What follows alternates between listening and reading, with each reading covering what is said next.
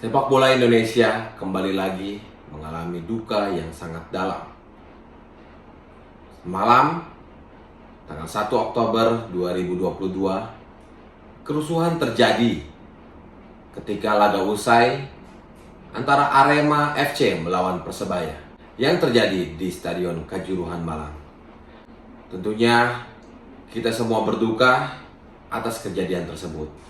Di konten video kali ini, kami akan coba membahas kronologi kejadian kerusuhan pasca pertandingan antara Arema FC melawan Persebaya.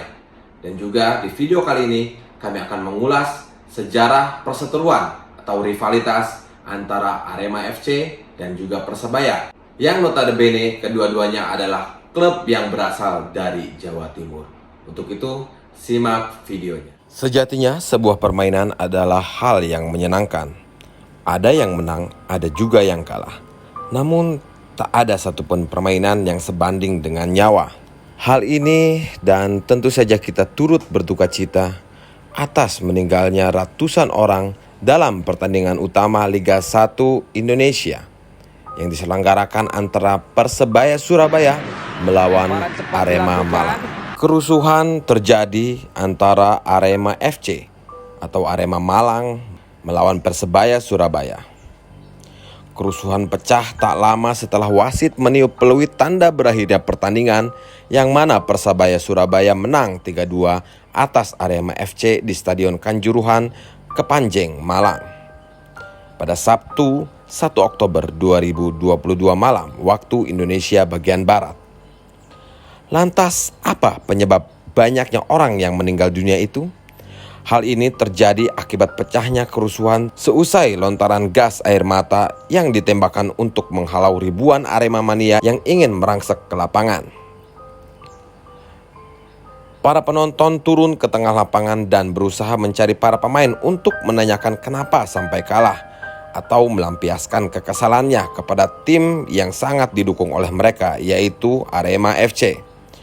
Para supporter Arema FC turun ke lapangan dan ribuan orang masuk ke dalam lapangan.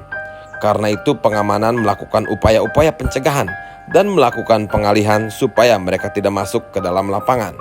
Hal tersebut diungkapkan oleh Kapolda Jawa Timur Irjen Pol Niko Afinta saat berada di Mapolres Malang pada Minggu dini hari tanggal 2 Oktober 2022. Telah meninggal 127 orang, 2 diantaranya anggota Polri dan 125. Yang meninggal di stadion ada 34, kemudian yang lain meninggal di rumah sakit pada saat upaya proses penolongan. Lalu ada 13 mobil yang rusak, 10 diantaranya mobil dinas milik Polri, antara mobil patroli, mobil truk Brimob, mobil Tatwal, mobil K9, dan juga ada mobil pribadi. Kemudian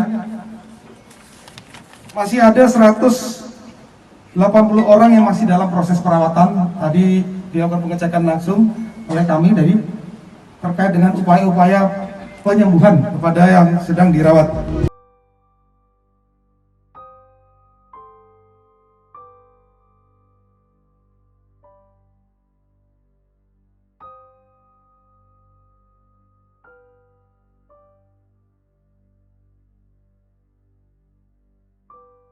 Dari sanalah ribuan Aremania yang masih berada di tribun panik dan mencari pintu keluar.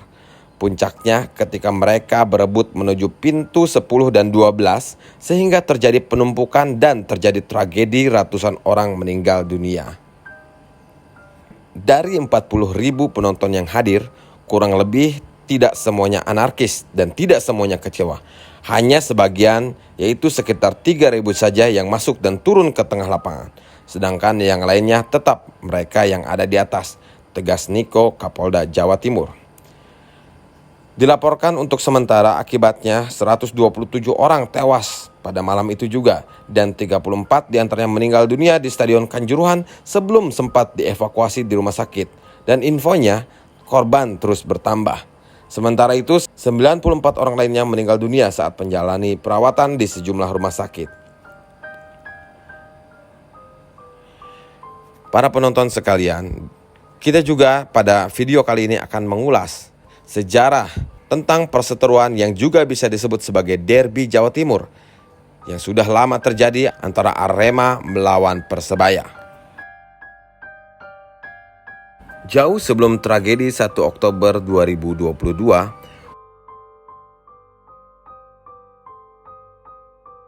mantan pemain Persebaya Surabaya. Ketika itu tanggal 26 Desember 1995 mungkin tidak akan pernah bisa dilupakan Persebaya dan bonek. Tanggal itu bisa dibilang merupakan satu di antara penyebab perseteruan bonek dengan supporter asal Malang. Pada tanggal tersebut Persebaya melakoni partai tandang menantang Persema Malang dalam lanjutan Liga Indonesia pada tahun 1995-1996. Singkat cerita, pertandingan yang berakhir dengan skor 1-1 itu tampaknya kurang memuaskan supporter tuan rumah Ngalamania. Bus pemain Persebaya yang akan bertolak menuju Surabaya tiba-tiba dihadang sekelompok Ngalamania di tengah jalan. Kaca-kaca pun pecah dan salah satu pemain Persebaya, M. Nurkiman, mengalami luka pada mata bagian kiri. Akibat insiden tersebut, mata kiri Nurkiman mengalami cacat permanen dan tidak bisa berfungsi seperti sedia kala. Pria kelahiran 8 Januari 1973 itu tidak bisa menjalani kompetisi musim tersebut secara penuh karena berada di bawah penanganan medis. Assalamualaikum warahmatullahi wabarakatuh.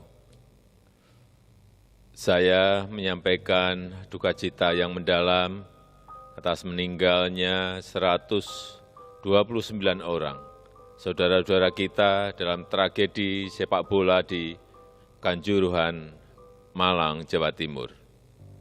Saya telah meminta Menteri Kesehatan dan Gubernur Jawa Timur untuk memonitor khusus pelayanan medis bagi korban yang sedang dirawat di rumah sakit agar mendapatkan pelayanan terbaik.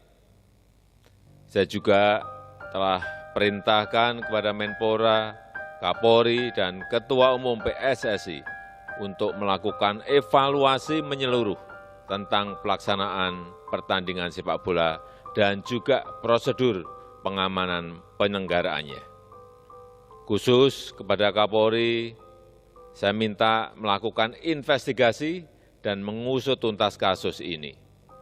Untuk itu, saya juga memerintahkan PSSI untuk menghentikan sementara Liga 1 sampai evaluasi dan perbaikan prosedur pengamanan dilakukan. Saya menyesalkan terjadinya tragedi ini dan saya berharap ini adalah tragedi terakhir sepak bola di tanah air. Jangan sampai ada lagi tragedi kemanusiaan seperti ini di masa yang akan datang. Sportivitas, rasa kemanusiaan, dan rasa persaudaraan bangsa Indonesia harus terus kita jaga bersama. Sejatinya sepak bola adalah sebuah permainan yang menyuguhkan hiburan untuk kita semua.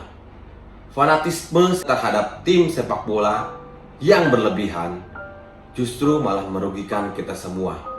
Terlalu mahal nyawa melayang, satu nyawa pun terlalu mahal yang harus dibela atau dikorbankan demi kepentingan sepak bola atau fanatisme itu sendiri.